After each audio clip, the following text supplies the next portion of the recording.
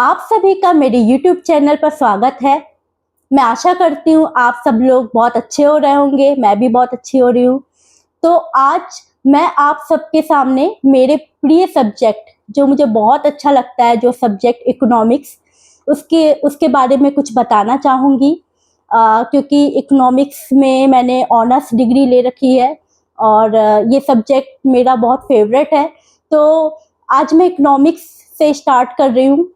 तो जो हमारा जब हम स्ट्रीम लेते हैं 11th क्लास में सब्जेक्ट चूज़ करना रहता है, कॉमर्स हम लेते हैं, उसमें हमारे जो सब्जेक्ट्स रहते हैं एक तो इकोनॉमिक्स होता है, एक अकाउंट्स होता है और एक और बिजनेस स्टडीज़ होता है। तो उसमें इकोनॉमिक्स का जब हम पढ़ते हैं तो हमें पहले तो इकोनॉमिक्स के बारे में पता होना चाहिए, उसका इंट्रोडक्शन हमें आना चाहिए, उसमें क्या क्या चीज़ें होती हैं, उसकी डेफिनेशंस क्या होती हैं, ये सब चीज़ें हमें पता होनी चाहिए। तो चलिए आज चालू करते हैं इकोनॉमिक्स के बारे में। तो इकोनॉमिक्स, जिसको हम हिंदी में अर्थशास्त्र कहते हैं, economics is the study of wealth bye Adam Smith. तो जो एडम स्मिथ है ये क्लासिकल इकोनॉमिस्ट है, जिन्होंने वेल्थ डेफिनेशन दी थी इकोनॉमिक्स के बारे में। उन्होंने क्या बोला था कि जो इकोनॉमिक्स है ये पूरा वेल्थ पर आधारित है, मतलब पैसा ही सब कुछ है।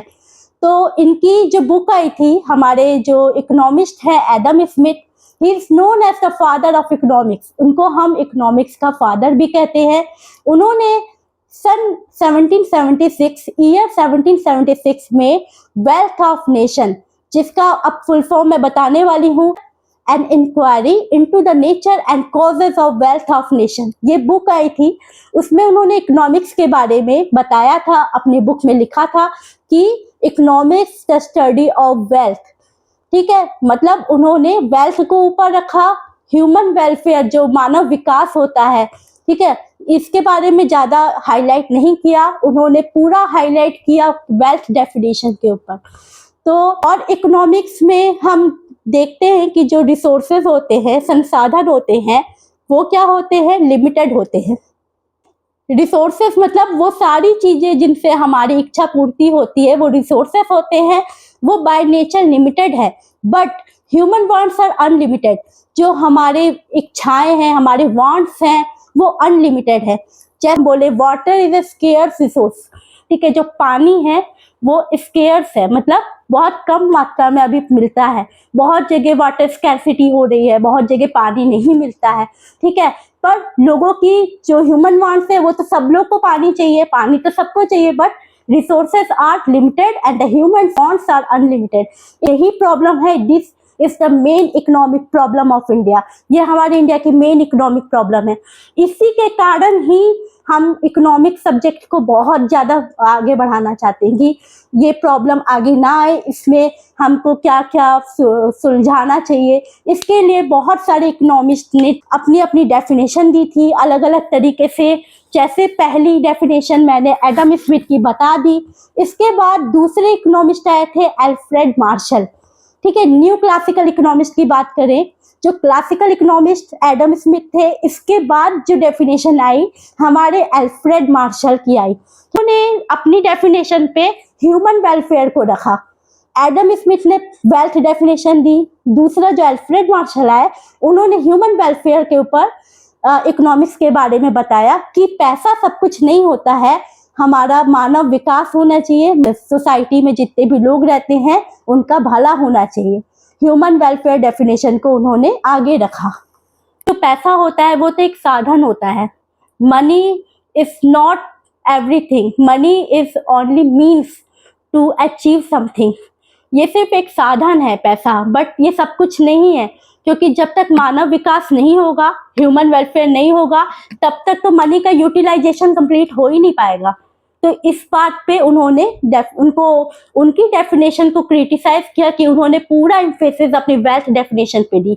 तो अल्फ्रेड मार्शल ने अपनी ह्यूमन वेलफेयर की बात की। इसके बाद इनकी डेफिनेशन के बाद तीसरे इकोनॉमिस्ट हमारे जो आए थे वो थे रॉबिन्स। जो स्कैर्सिटी डेफिनेशन मैंने आपको इकोनॉमिक्स की बताई है कि जो हमारे रिसोर्सेस हैं वो स्केयर्स है, लिमिटेड है, और ह्यूमन वांट्स अनलिमिटेड है।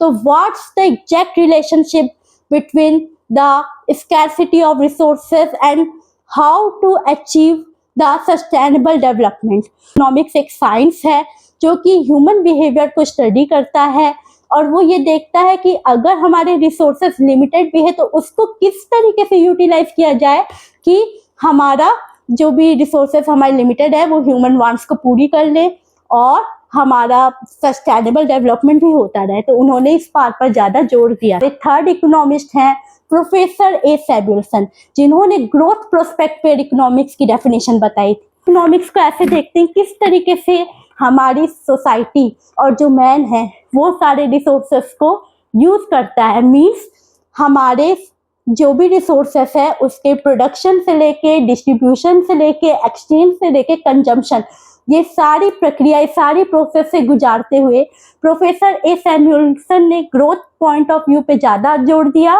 इस तरीके से हम रिसोर्सेस को ऐसा उपयोग करें कि प्रोडक्शन भी हो, डिस्ट्रीब्यूशन भी हो, डिस्ट्रीब्यूट हो जाने के बाद हम उसको एक्सचेंज भी करें इन टर्म्स ऑफ मनी, मतलब पैसा देके उसको बेचना, और एट लास्ट कंजम्पशन हो जाए, मतलब जो हमारे फाइनल कंज्यूमर्स हैं उनके पास वो सारी चीज़ें चली जाए, पहुंच जाए और उसको यूज़ हो जाए। जैसे कोई भी चीज़ प्रोड्यूस करते हैं प्रोडक्शन में आती है, मीन्स ऐसी चीज़ जिसका उपयोग हो, क्रिएशन ऑफ यूटिलिटी।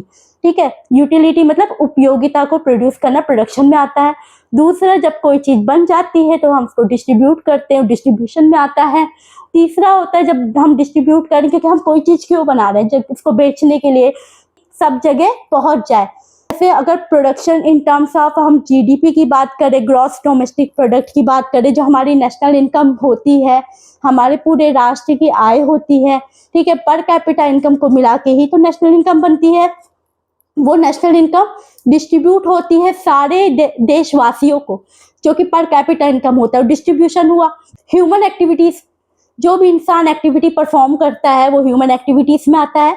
उसको हमने दो पार्ट में डिवाइड किया है, एक हमारा होता है economic activities and the second one is non economic activities.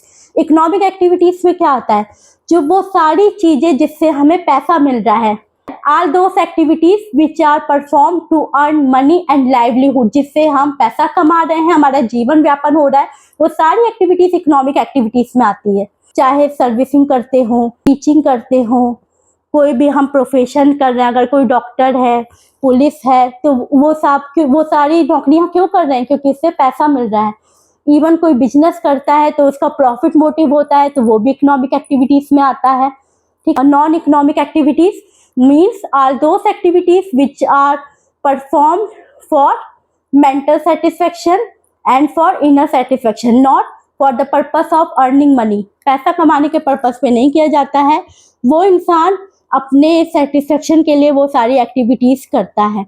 जैसे कि अगर हमारे घर में मम्मी लोग खाना बनाती हैं तो क्या उनको पैसे मिलते हैं? उनको तो नहीं मिलता है कुछ, उनको सेटिस्फेक्शन मिलता है ना कि मेरे बच्चे ने मेरे हाथ से खाया है। तो ये नॉन इकोनॉमिक एक्टिविटीज में आता है। ठीक, पैसा नहीं लिया जाता है, तो ये नॉन इकोनॉमिक एक्टिविटीज हो गई जिसमें पैसा हम नहीं कमाते हैं। या अगर मान लो हम कोई एक्टिविटी परफॉर्म कर रहे हैं, हम गाना गा रहे हैं, डांस कर रहे हैं, हम अपने सेटिस्फेक्शन, अपने पीस के लिए कर रहे हैं, हमको अच्छा लगता है, तो ये सब एक्टिविटी करके क्या आप पैसा कमा रहे हो? क्या नहीं, ये आप अपने लिए कर रहे हो। तो ये सब किस में आती है? ये हमारी नॉन इकोनॉमिक एक्टिविटीज में आती है, वो ऐसी एक्टिविटी जिसमें पैसा नहीं कमाया जाता है। ये वीडियो बनाने का ये पर्पस था कि जो सब्जेक्ट इकोनॉमिक्स है इसके बारे में सबको पता होना चाहिए। ये बहुत अच्छा सब्जेक्ट है। लोग कहते हैं कि यार इकोनॉमिक्स टफ होता है क्योंकि इसमें स्टैटिस्टिक्स होता है, बट जब आप ये पढ़ोगे, बहुत सारी चीज़ें, आप माइक्रो इकोनॉमिक्स पढ़ोगे, मैक्रो इकोनॉमिक्स पढ़ोगे, आपको बहुत अच्छा लगेगा। तो आप देखते रहिए आगे, मैं इकोनॉमिक्स के बारे में आपको बहुत सारी बातें बताऊंगी। इसके बारे में सबको नॉलेज होना चाहिए क्योंकि हम अपनी इंडियन इकोनॉमी को हमें बूस्ट करना है। भले किसका स्ट्रीम कोई सा भी हो, पर इसके बारे में नॉलेज सब लोग रखो। और आप लोग मेरे चैनल से बने रहिए, आप लोग सब लोग लाइक, शेयर एंड सब्सक्राइब करिए। अब मेरे अपकमिंग वीडियोस एजुकेशन से रिलेटेड होंगे और आप लोग देखिएगा। एजुकेशन के साथ साथ बीच बीच में मैं डांस, गाने, ये सब चीज़ें भी अपलोड करती हूँ ताकि बीच बीच में इंटरटेनमेंट वगैरह भी होना चाहिए। तो thank you for watching my video.